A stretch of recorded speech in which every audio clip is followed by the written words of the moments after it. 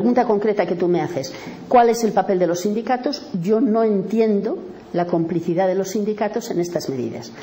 Sé que ellos se defienden diciendo que si no sería peor. Bueno, es una opinión de ellos que piensan que el haber pactado una serie de cosas puede hacer que las cosas no sean tan duras. Personalmente creo que hay distintas maneras de enfrentarse a una serie de medidas y que se hubieran podido enfrentar de otra manera sin perder sus señas de identidad como defensa de los trabajadores de la sociedad, mientras que ahora parece que son cómplices del capital.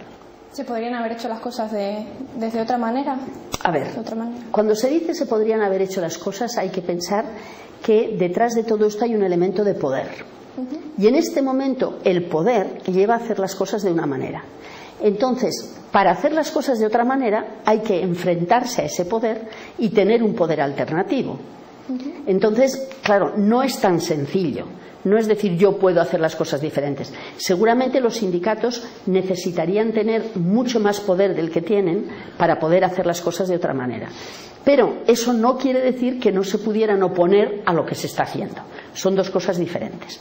Y pienso que si se hubieran podido oponer o si se hubieran opuesto verdaderamente a cómo se están haciendo las cosas, se hubieran podido encontrar otras maneras de hacerlo.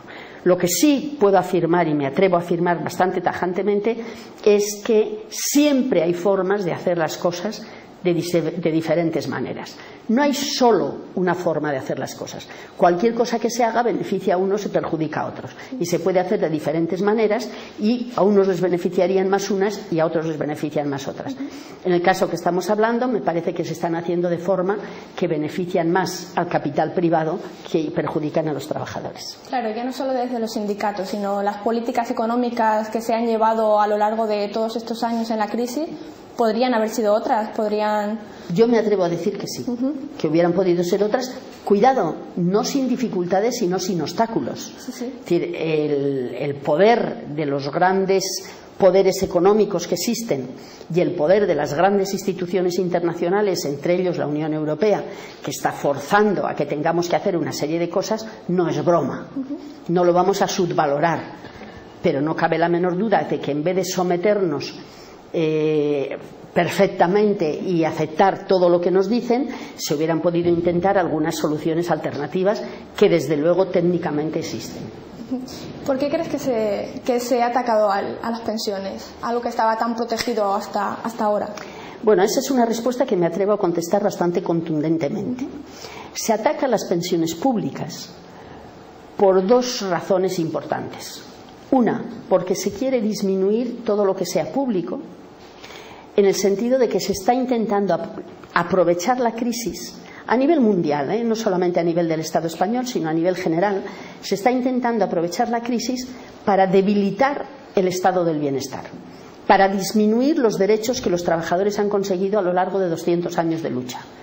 Esto es una de las medidas importantes que se están tomando. Y la segunda, que es también muy importante, quizá más importante que la otra cuantitativamente, es que los grandes capitales del mundo han visto que en el mundo de las pensiones pueden tener muchas posibilidades de grandes beneficios. Es decir, si las pensiones públicas disminuyen y la gente quiere tener pensiones, la gente que tiene un poco de dinero lo que va a hacer es comprar unas pensiones privadas. Es decir, va a disminuir la pensión pública y aumentar las pensiones privadas. Estas pensiones privadas son un negocio para el capital. Es un negocio fuerte, importante para el capital financiero. Pero si la gente tiene una buena pensión pública, no tiende a hacer la pensión privada. Entonces, el objetivo es convencer a la gente de que las pensiones públicas van a hacer crisis, de que no va a haber dinero para las pensiones públicas, cosa que según cómo se organizase es mentira. Y me atrevo a decir que es mentira. Y por otro lado, entonces, que la gente haga pensiones privadas, que es un negocio suculento para el capital financiero. Un ejemplo, y es que en este momento los fondos de pensiones del mundo son el máximo inversor del mundo. Los fondos de pensiones suponen el 35% de todas las acciones que se cotizan en bolsa en todo el mundo. Lo gestionan ellos. No es dinero de ellos, pero lo gestionan ellos. Eso te da una idea o nos puede dar una idea de su poder. Y eso nos puede dar una idea de la importancia que tiene el que los bancos y las instituciones financieras puedan entrar cada día más en ese territorio. Y hay una última razón, y es que la Unión Europea quiere montar un mercado de valores, una bolsa, digamos, que pueda competir con la de Estados Unidos, Wall Street, y con la de Tokio, en Japón. Pero para eso le hace falta tener enormes capitales. Y esos enormes capitales vienen fundamentalmente de los fondos de pensiones. Es el ahorro de los trabajadores el que genera esos fondos de pensiones. Entonces, la Unión Europea está también apoyando esa búsqueda de la privatización de las pensiones. Entonces, todo lo que se nos dice de que hay crisis de las pensiones públicas es solo para que aumenten las pensiones privadas y haya más negocio para el capital financiero. Y ante todo esto, ¿qué futuro nos espera? Bueno, a ver, en el mundo social nada está escrito. Y una de las grandes realidades de las personas es que podemos oponernos a lo que pasa. No estamos determinados, no es algo que eso va a ser así de cualquier manera. Depende de nosotros. Y nosotros lo que tenemos que hacer es, si como yo creo eso no es bueno para nosotros, pues oponernos, resistir, luchar contra ese tipo de dinámica y buscar otras vías alternativas que nos puedan llevar en direcciones que nos vayan mejor a la mayoría de la población. ¿Crees que los movimientos, que la gente salga a la calle, que los movimientos que se están haciendo ahora, por ejemplo, en el 15M, pueden ser una de esas respuestas que ayuden a cambiar las cosas? Bueno, tú lo estás diciendo muy bien. El 15M y el salir a la calle es una cosa, yo diría, muy importante, pero no es suficiente. Es decir, en matemáticas se suele decir, es una condición necesaria, pero no es la suficiente. Y yo diría que es lo mismo. Es fantástico que la gente haya salido a la calle en el 15M y días antes en las manifestaciones que hubo para defensa de la sanidad pública, de los derechos sociales, el 1 de mayo, las manifestaciones que habrá. Es decir, el que la gente manifieste que no está de acuerdo con esta sociedad es importantísimo, porque es que si no, no se sabe. Entonces, eso hay que hacerlo. Ahora, de ahí hay que dar un paso más adelante y hay que construir canales por los cuales podamos luchar de forma permanente.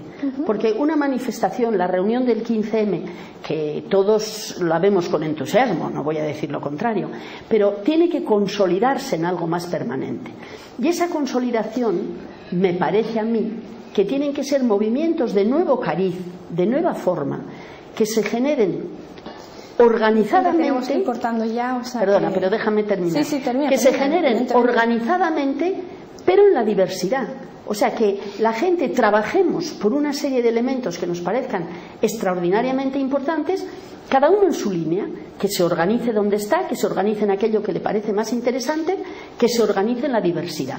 Es decir, la unidad de acción en la diversidad de planteamientos. Eso diría yo que es muy necesario para luchar contra este sistema. Perfecto. Bueno, muchísimas gracias, Miren, por haber estado esta tarde aquí con nosotros. Muchas gracias a vosotros por escucharme. Nada.